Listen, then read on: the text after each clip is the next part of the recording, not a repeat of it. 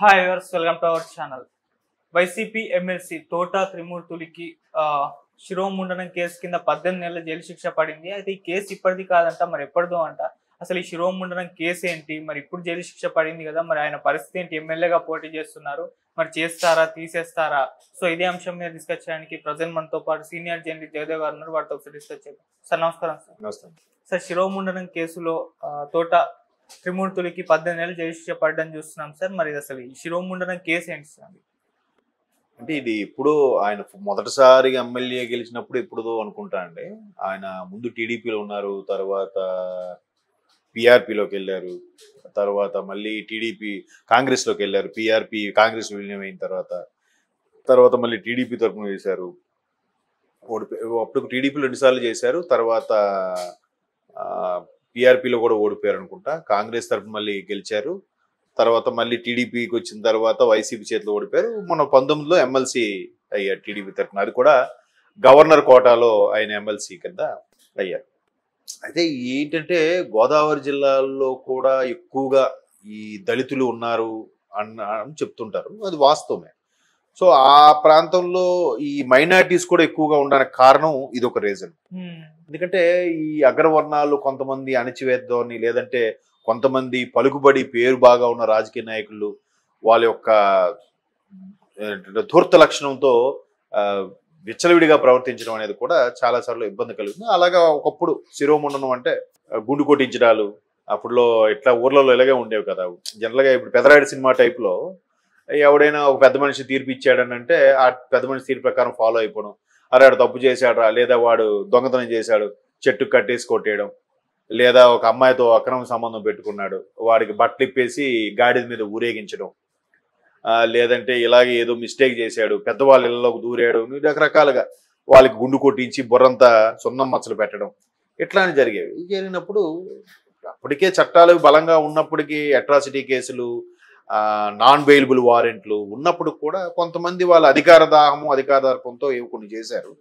అలాగే ఈయన గతంలో చేసిన దానికి ఎప్పుడో ఫస్ట్ ఎమ్మెల్యేను 95, 96 అంటే ఆల్మోస్ట్ ఆల్ 2000కి ముందు లోపలే జరిగిన సిచ్యువేషన్స్ లో అది ఎన్నో ఒక 150, 200 వాయిదాలు అంతే కదా. ఇప్పుడు 20 ఏళ్లలో సంవత్సరానికి 10 వేసుకున్నా 20 పదులు 200, పోనీ 5 వేసుకున్నా 25 100 ఇదైతే వాయిదాలు అయితే అయ్యే ఉంటాయి కోర్టు జరుగుతుంటే. ఇప్పుడు మొన్న రీసెంట్ గా మన వల్లభనేని వంశీ గారు కూడా అంతే కదా. 2019లో ఒక పోలింగ్ బూత్ దగ్గరికి వెళ్ళి హడావడి చేశారని చెప్పి మొన్న కోర్టు ఆయన పిలవండి, ఆయన రాకపోతే అరెస్ట్ చేసి తీసుకురండి అని చెప్పింది. ఈ మధ్యలో ఒక 7-8 వాయిదాలు అయ్యాయి, వీళ్ళు వెళ్ళలేదు. వెళ్ళకపోతే చివరిగా కోర్టు తీర్పు ఇచ్చింది. మళ్ళీ ఏముంది మాట్లాడతా, లేదయ్యా నాకు అవ్వలేదు, నేను ప్రజాప్రతినిధిగా ఉన్నాను, ఏదో చెప్తే కోర్టు ముందు నడిచిపోతుంది. అలాగా మొత్తానికి వాయిదాల మీద వాయిదాలు ఎట్టకేలకు కోర్టు తీర్పిచ్చింది. అయితే ఇక్కడ లక్కీ ఏంటంటే మళ్ళీ ఇంకా ఇతను అంటే అందుకే సినిమాల్లో కూడా డైలాగులు పెడుతుంటారు, సొసైటీలో కూడా అందరూ అనుకునేది ఏంటంటే డబ్బున్నోడికి ఏదైనా చెల్లుతుందిరా అని అంటారు. ఇప్పుడు ఎంత జరిగినా ఇంత వాయిదాలైనా వాళ్ళు విసిగిపోయి ఉంటారేమో కానీ ఆ సామాన్యులు ఎవరైతే పెట్టారో వాళ్ళు, ఈయనకేముంది లాయర్ బతికే ఉంటాడు, బాగా హ్యాపీగా కూతురు పెళ్లి చేసేది ఉంటాడు, ఇల్లు కట్టుకుని ఉంటాడు లాయరు. ఈయన మొత్తానికి 18 నెలల జైలు శిక్ష, 2 ఏళ్ళు జరిమానా. బట్ కొన్ని చట్టాలు ఎలా ఉన్నాయంటే 2 ఏళ్లకు పైబడి ఎవడైతే శిక్ష అనుభవిస్తాడో వాడు పోటీకి అనర్హుడుగా కూడా ఉంది. సో 2 ఏళ్ళు లేదు కాబట్టి పోటీకి అర్హుడే. మీ సందేహం అదే అనుకుంటా. ఒకవేళ ఇప్పుడు ఈయన జైలు శిక్ష పడింది కదా, నెక్స్ట్ మండపేట నుంచి ఎవరిని పోటీలో దిగబోతున్నారు ఏంటి అని. సో 2 ఏళ్ళు లోపు కాబట్టి పోటీకి అర్హుడే. లోపల ఉన్న ఏముంది, సినిమాలో చూపించినట్టుగా అసెంబ్లీ రౌడీ సినిమాలలో మోహన్ బాబు గారు జైల్లో ఉన్నా కూడా పోటీ చేయొచ్చు. అఫ్ కోర్స్ జైల్లో ఉండి కూడా దాన్ని ఏమంటారు పోటీ లేకుండా గెలిపిన నాయకులు కూడా ఉన్నారు. ఒకప్పుడు జయప్రకాష్ నారాయణ గారు, అంటే ఈ జయప్రకాష్ నారాయణ గారు పెద్ద జయప్రకాష్ నారాయణ, ఆయన 2 స్థానాల్లో పెడితే 2 స్థానాల్లో కూడా బంపర్ మెజార్టీతో గెలిచారంట ఆయన. సో అట్లాంటి చరిత్ర ఉన్న వాళ్ళు ఉన్నారు, మహానాయకులు, గొప్ప వాళ్ళు. సో ఇప్పుడు వీళ్ళు కూడా ఏముంది, ఆల్రెడీ క్యాన్వాసింగ్ భూమి ఉంటే నడుస్తుంది, గెలిస్తే గెలుస్తారు, లేకపోతే లేదు. కాకపోతే కోర్టులు ఇలాంటి తీర్పు ఇచ్చినప్పుడు పర్లేదు, ఇంకా న్యాయం బతికే ఉంది, చట్టాలు మన కోసం పేద ప్రజల కోసం పనిచేస్తున్నాయనే నమ్మకం అయితే అలాగా. అంటే ఇప్పుడు శిరోముండనం సంబంధించి రకరకాల ఏవో రీజన్స్ చెప్పుంటారు, వాయిదా వేసుంటారు. ఇంకా దానికి ఎలాగ కప్పిపుచ్చుకోవాలో ఎలా తప్పించుకోవాలో తెలియకే కదా కోర్టు జరిమానా 2 లక్షలు జరిమానా విధించి 18 ఏళ్ళు జైలు శిక్ష విధించిందంటే ఇట్స్ నాట్ ఎ జోక్. అది సామాన్యుడికి చాలా కష్టతరమైన. అదే 2 లక్షలు కట్టకపోతే మళ్ళీ శిక్ష పొడిగింపు ఉంటుంది. సో ఈ 2 లక్షలతో పే చేస్తారు. 18 నెలలు కూడా ఈలోకి వెళ్ళి వాయిదా మీద బెయిల్ మీద రావడము, లేదంటే సత్ప్రవర్తన కిందకి పేర్లు ఊరికే రాయించేసి ముందుగా విడుదల చేసేయడం, అవన్నీ కూడా చేస్తారు. ఇలాగ ఆగస్టు 15కి రిపబ్లిక్కి చేస్తారు సత్ప్రవర్తన కింద.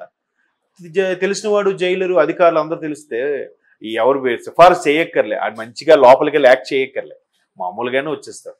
ఇప్పుడు త్రిమూర్తులు అనే వ్యక్తి ఇప్పటి నుంచో ఉన్న వ్యక్తి, ఇంచుమించు 30 years ఇండస్ట్రీ కాబట్టి రాజకీయాల్లో ఆ అనుభవం అది ఉంటుంది. బట్ అప్పుడు ఆయన తెలిసి చేశారో తెలియక చేశారో, ఆవేశంలో జరిగిందో, లేదంటే అటువైపు బలమైన సాక్ష్యాధారాలు ఉండబట్టి ఇటువంటి తీర్పు ఇవ్వడం జరగడం వల్ల ఆయనకి దళితుడికి అలా చేయడం వల్ల జరిగిందో తెలియదు. కానీ మొత్తానికైతే కోర్టు తీర్పు ఇచ్చింది. ఇప్పుడు ఏంటంటే ఆ 18 నెలలు కాబట్టి అర్హుడే, పోటీ చేయొచ్చు. ఒకవేళ ఇది మచ్చగా ఏర్పడితే ప్లాన్ బి కూడా పెట్టుకుని ఉంటుంది వైసీపీ. ఎందుకంటే ఇప్పుడు అవినాష్ రెడ్డి గారి మీద కూడా ఇష్యూ నడుస్తుంది. దస్తగిరి వేసిన పిటిషన్ కోర్టు తీర్పు రిజర్వ్లో పెట్టింది.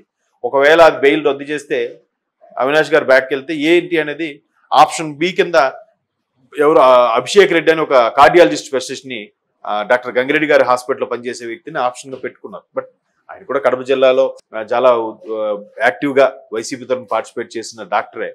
సో ఆప్షన్గా పెట్టుకున్నారు. ఇన్ కేసు అంటే లాస్ట్ మినిట్లో అక్కడ పోటీ చేసి గెలిచేలాగా, లేదంటే ఇండిపెండెంట్గా అయినా పోటీ చేసి తర్వాత పార్టీలో కలుపుకుంటారు. ఏముంది, మళ్ళీ నేను అభ్యర్థిగా ఇండిపెండెంట్గా పోటీ చేస్తాను, పార్టీలో చేరుతున్నానంటే అయిపోయింది. మళ్ళీ అక్కడ వైసీపీకి ఆ తరపున ఒక ఎంపీ అభ్యర్థిగా వచ్చినట్టే ఇన్ కేసు గెలిస్తే. సో అలాగే ఇక్కడ కూడా తోట త్రిమూర్తులకు సంబంధించి ఆప్షన్ బి పెట్టుకుని ఉంటారు. లేదా ఎన్నికల నేపథ్యంలో స్పెషల్గా ఏదైనా మాకు క్యాన్వాసింగ్కి తిరగాలి, చేయాలి, ఇలాంటి సందర్భంలో ఇలాంటివి అరెస్ట్ అయితే కాదు, మాకు కొద్ది రోజు షరతుతో కూడిన బెయిల్ ఇప్పించండి. బట్ బయట ఉండడం అనేది ముఖ్యం, అంతే కదా. బయట ఉండడం వల్ల ఇంట్లోనే పార్టీలో సమావేశాలను పెట్టుకొని కింద కార్యకర్తలకు వాళ్ళకి వీళ్ళకి గైడెన్స్ ఇవ్వడానికి ఉంటుంది. అదే జైల్లో ఉంటే అంత ఇదిగా గైడెన్స్ ఇవ్వడానికి అది ఉండదు. బట్ అంత సీనియర్ నాయకుడు అయ్యింది కూడా ఇట్లా ఈ టైంలో దట్టు ఎలక్షన్స్ ముందు శిక్ష పడడం అనేది కొంచెం ఇబ్బందికర పరిస్థితులే. అది వైసీపీకి కూడా కొంచెం అపవాదు అంటుతుంది. వైసీపీలో అందరూ ఇలాంటి వాళ్ళు ఏంట్రా అన్నట్టుగా కూడా అనేస్తారు. సో మొత్తానికి ఏదైతేనేమో వాళ్ళు ఆప్షన్ బి కూడా పెట్టుకొని ఉండొచ్చు. మేబీ ఎవరిని ఉన్నారు ఏంటి అనేది మనకు తెలియదు. కానీ అక్కడైతే మాత్రం అవినాష్ రెడ్డి గారికి ఆప్షన్ పెట్టారని కూడా వార్తలు వినిపిస్తున్నాయి. ఇక్కడ తోట త్రిమూర్తులు గారికి ఇలా వస్తుందని తెలియదు కాబట్టి ఆప్షన్ బి మనకు వినబడలేదు. మేబీ రేపు మాపో ఆప్షన్ బి కూడా వినిపించే ఛాన్సెస్ ఉన్నాయని నేను అనుకుంటున్నాను. మీ సందేహం అదే అనుకుంటా. ఒకవేళ ఇప్పుడు ఈయన జైలు శిక్ష పడింది కదా, నెక్స్ట్ మండపేట నుంచి ఎవరిని పోటీలో దిగబోతున్నారు ఏంటి అని. సో 2 ఏళ్ళు లోపు కాబట్టి పోటీకి అర్హుడే. లోపల ఉన్న ఏముంది, సినిమాలో చూపించినట్టుగా అసెంబ్లీ రౌడీ సినిమాలలో మోహన్ బాబు గారు జైల్లో ఉన్నా కూడా పోటీ చేయొచ్చు. అఫ్ కోర్స్ జైల్లో ఉండి కూడా దాన్ని ఏమంటారు, పోటీయే లేకుండా గెలిపిన నాయకులు కూడా ఉన్నారు. Okay sir, thank you so much.